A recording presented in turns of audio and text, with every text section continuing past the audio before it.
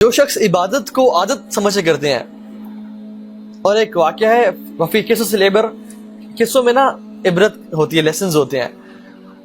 ایک امام نے نماز پڑھائی اور نماز میں 3 رکعتیں پڑھا کے عصر کی نماز سے سلام پھیر دیا، تو سب لوگ خاموش رہے، پہلی صف، دوسری صف، تیسری صف سے ایک بندہ کھڑا ہوا، امام صاحب آپ نے 3 رکعتیں پڑھائی ہیں۔ کہتے ہیں یار پہلے دونوں صف بالکل خاموش ہے، آپ کیسے کہہ رہے ہیں؟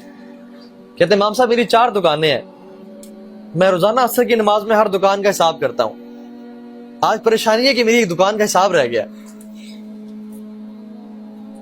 میری دکان ہی چھوٹ گئی، آپ نے کیا کیا؟ آج میری دکان رہ گئی ہے۔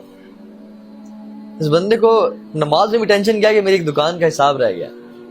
اس طرح سے مجھے پتا چلا، اور سبحان اللہ ہماری نمازیں دیکھیں انفارچونیٹلی کیسی ہیں کہ اگر امام بھول جائے تو ہم کہتے ہیں ہم کہاں تھے۔ نماز کے شروع میں ہم نماز میں ہوتے ہیں اور سلام پھرتے وقت نماز میں ہوتے ہیں، بیچ میں ہماری روح اور ہماری سوچیں کہاں کہاں ہوتی ہیں، واللہ تعالی عالم، کہاں کہاں گھوم پھر کے، کبھی آفس ہوتی ہے، کبھی جاب، کبھی یونیورسٹی، کبھی گیمز میں ہوتی ہے، کبھی سکورز میں ہوتی ہے، کبھی پب جی میں ہوتی ہے، کبھی فورٹ نائٹ میں ہوتی ہے، کبھی یوٹیوب میں ہوتی ہے، کبھی کہاں ہوتی ہے۔ یہ وہ عبادت ہے جو عادت سمجھ کی جاتی ہے کہ انسان ٹکرے تو مارتا ہے لیکن اس کو مزہ نہیں آتا، اس کی لذت محسوس نہیں ہوتی۔ اشفاق احمد نے بڑا پیارا کوٹ کہا، میں نے کچھ دن پوسٹ بھی کیا تھا فیس بک پہ، کہ اگر آپ کو عبادت میں سکون، نماز سے سکون نہیں مل رہا نا، تو سکون سے نماز پڑھنا شروع کر دیں، آپ کو نماز میں سکون ملنا شروع ہو جائے گا۔ اور عبادت، بلکہ سبحان اللہ سفیان بن عیینہ کہتے ہیں کہ جو شخص عبادت کی عزت نہیں کرتا وہ عبادت کا حق ادا نہیں کرتا۔ وَمِن تَوْقِيرِ الصَّلَاةِ أَن تَأْتِيَهَا قَبْلَ الْإِقَامَةِ، اور نماز کی عزت کیا ہے کہ اقامت سے پہلے مسجد میں پہنچا جائے۔ یہ لٹمس ٹیسٹ ہے کہ کیا ہم نماز کی عزت کرتے ہیں، کیا ہم نماز کا حق ادا کرتے ہیں۔ اگر میں حق ادا کرتا ہوں تو میرے لیے ٹیسٹ کیا کہ میں اقامت سے پہلے مسجد میں آتا ہوں یا نہیں آتا، یا آخری صف میں یا آخری رکعت میں مل رہا ہوتا ہوں۔ وَمِن تَوْقِيرِ الصَّلَاةِ أَن تَأْتِيَهَا قَبْلَ الْإِقَامَةِ، نماز کی عزت کیا ہے، اس کی تکریم کیا ہے کہ اقامت سے پہلے نماز مسجد میں پہنچا جائے۔ ایک صحابی رضی اللہ تعالی عنہ اپنے بیٹے سے کہتے ہیں کہ آپ نے فرض نماز ہمارے ساتھ پڑھی؟ تو انہوں نے کہا جی۔ تو کہتے ہیں ادرکتا تکبیرۃ الاولیٰ، کیا آپ نے تکبیر اولیٰ پائی ہمارے ساتھ؟ تو انہوں نے کہا نہیں پڑھ سکا میں۔ تو صحابی کیا کہتے ہیں، ان کی فہم کیا ہے قرآن و حدیث کا؟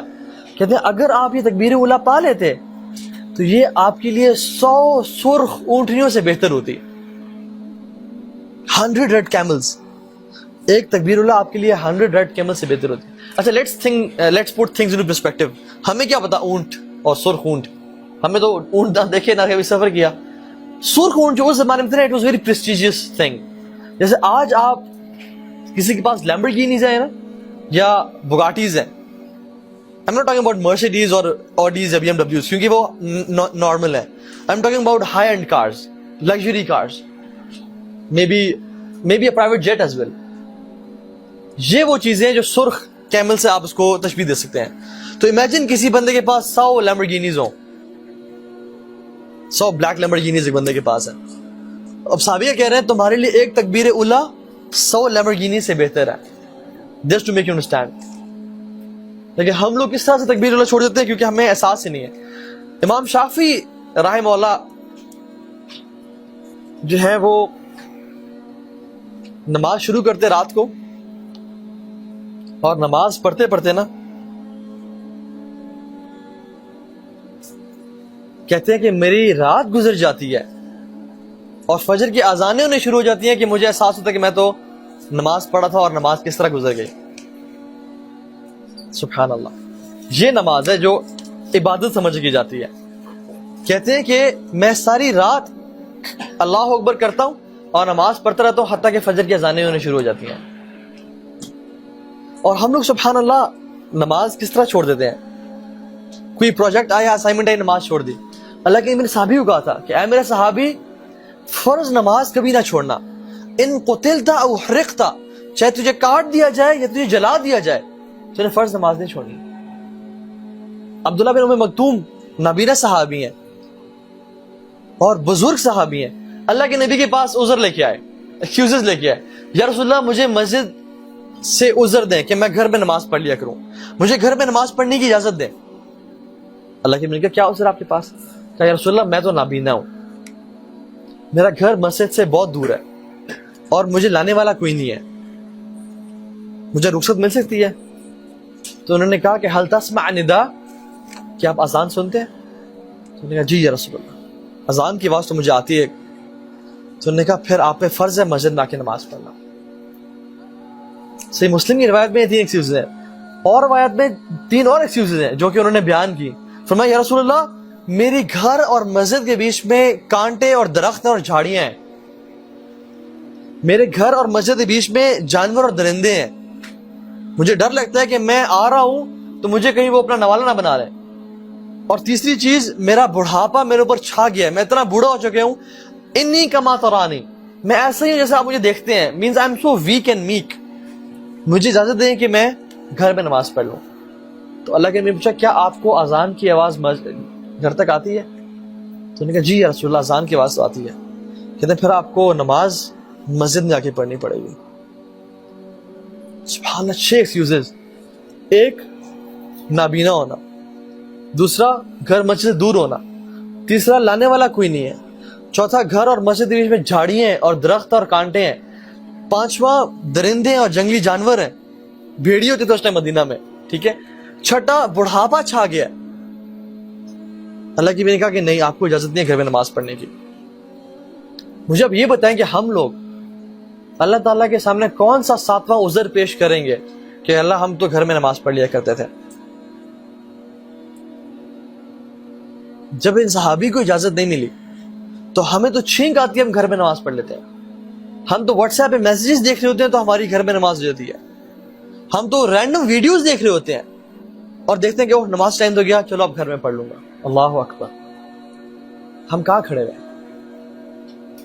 یہ صحابی کو اجازت نہیں ملی, نماز ان کے لیے حکم ہوا کہ گھر میں آ کے پڑھنی ہے آپ نے, اور ہمارا کیا حال ہے؟ سبحان اللہ.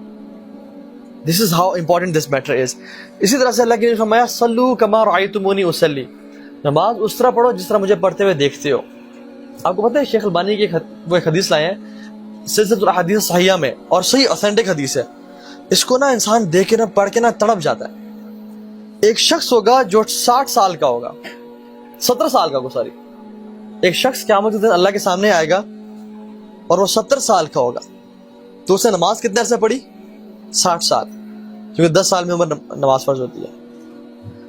اللہ کے نبی نے فرمایا کہ اللہ رب العالمین اس کی ایک نماز بھی قبول نہیں کریں گے, ایک نماز بھی قبول نہیں کریں گے. اور اللہ رب العالمین کون ہے؟ رحمت للعالمین, غفور غفار. ایک نماز قبول نہیں ہوگی. تو صحابہ نے پوچھا رسول اللہ کیوں, کیا وجہ بنی؟ تو کیا بولیں گے؟ لِأَنَّهُ يُتِمُّ رُكُوعَ وَلَا يُتِمُّ سُجُودَ وَيُتِمُّ سُجُودَ وَلَا يُتِمُّ رُكُوعَ. اگر وہ رکوع صحیح کرتا تھا تو سجدہ صحیح نہیں کرتا تھا, اور اگر وہ سجدہ ٹھیک کرتا تھا تو رکوع ٹھیک نہیں کرتا تھا.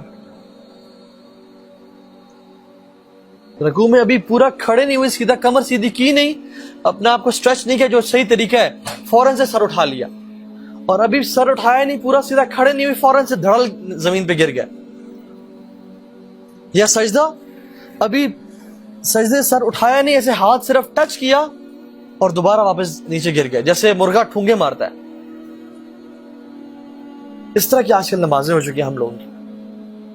اللہ تعالیٰ ہماری حفاظت کرے. اللہ کے سلو کما رأیتمونی اصلی, نماز اس طرح پڑھو جس طرح مجھے دیکھتے ہوئے پڑھتے ہو. یا رسول اللہ ہم نے تو آپ کو نہیں دیکھا, آپ کیسے پڑھیں؟ بخاری مسلم بھری ہوئی علاقے میں کس طرح نماز پڑھتے تھے, اللہ اکبر کر کے تسلی سے کھڑے ہو جاتے ہیں.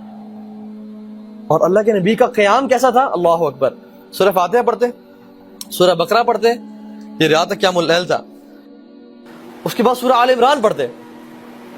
اور صحابی کہتے ہیں کہ اتنا ہی لمبا اللہ کے نبی کا رکوع تھا اور اتنا ہی لمبا اللہ کے نبی کے سجدے تھے. یہ قیام اللیل کی بات کر رہا ہوں. یہ تھی اللہ کے نبی کی نماز. اور ہم تو نماز شروع کرتے ہیں کہ یار میں کدھر ولیعوذ باللہ, کہ جلدی سے میں اس کو سر سے اتاروں اور کسی طرح سے اپنے کام شروع کروں, جیسے یہ بوجھ ہے اور کام اصل چیز ہے. حالانکہ اصل پرابلم